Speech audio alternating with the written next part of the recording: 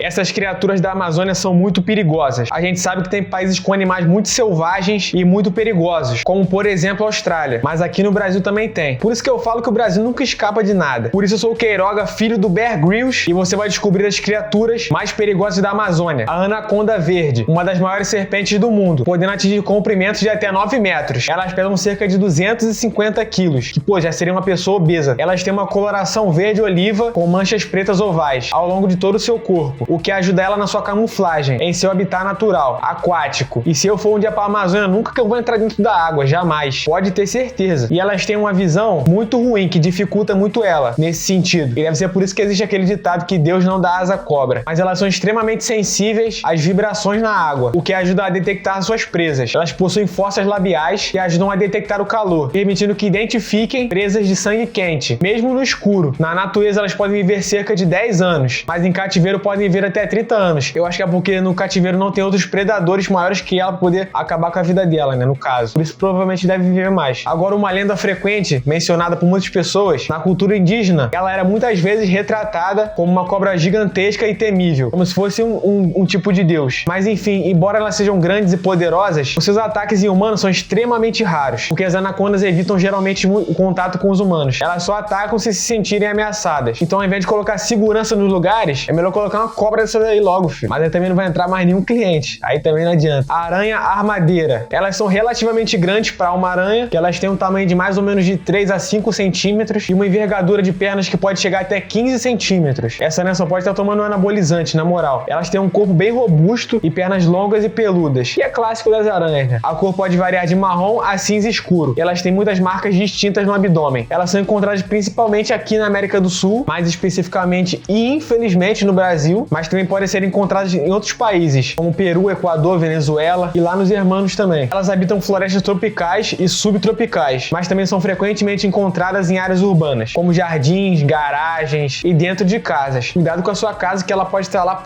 prontinha te esperando. Cuidado. Elas são noturnas e caçam ativamente à noite. Durante o dia elas se escondem em locais escuros e abrigados. Então toma cuidado onde você pisem, porque elas também são conhecidas por sua velocidade e agilidade. São características que as tornam grandes caçadoras. E pra piorar tudo, ela ainda tem veneno, como se não bastasse, tá ligado? Acho que Deus não dá asa à cobra, mas dá asa à aranha. E quem disse que isso é problema meu? Porque o veneno da aranha armadeira é super neurotóxico e pode ser muito fatal para os humanos. Eu falo para os humanos como se fosse uma raça de outro planeta, tá ligado? Seus efeitos incluem uma dor intensa, inflamação, náuseas, visão turva, hipotermia e, em casos graves, um choque anafilático. E tem algumas pesquisas em andamento sobre o uso do veneno da aranha para fins medicinais, incluindo novos medicamentos para disfunção erétil, famoso tadalinha, né? E eu fico pensando, imagina se essa aranha picasse o Homem-Aranha. O Homem-Aranha começar a pular de um prédio em prédio igual um sapo, filho. Não é ser igual uma aranha mais não, porque já que ela abre as garras assim, dá um pulo, como se fosse um bote. Agora, a formiga do Cabo Verde. Sinceramente, ela é uma das formigas maiores do que eu já vi. E elas possuem um corpo robusto e peludo para uma formiga. E você encontra ela na cor preta e às vezes um marrom escuro, com grandes mandíbulas e uma picada bem perigosa. Será que o filme do Homem-Formiga foi inspirado nessa formiga? Bom, não sei. E elas são encontradas em florestas tropicais da América Central e do Sul, incluindo o Brasil, infelizmente, Honduras, Nicarágua, Paraguai. Eu faço questão de falar todos os países para você evitar esses lugares, entendeu? Elas ficam no solo da floresta e elas constroem seus ninhos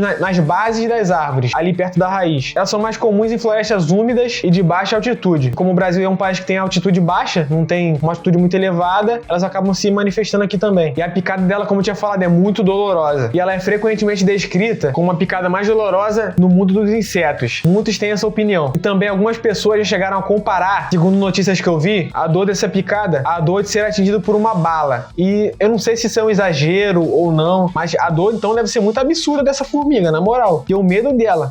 Porque sinceramente não dá pra acreditar. Uma formiga tem uma potência de uma bala. Daí o nome em inglês, né? Bullet ant. A dor intensa dessa picada pode durar até 24 horas. Ela vem acompanhada de um inchaço grande, vermelhidão e tremores. Embora a picada seja muito dolorosa, raramente é fatal para os humanos. Mas com certeza, se fosse várias formigas de uma vez, daria um problema muito sério. Imagina você pisar num formigueiro desse. Teu pé fica igual um choquito, filho. Elas são pior que aquelas formiguinhas de fogo que te pica e te queima ao mesmo tempo. Igual que tem no quintal de casa, filho. Pegou minha mão de um jeito que eu não entendi legal. O tigre d'água. E como assim um tigre na água?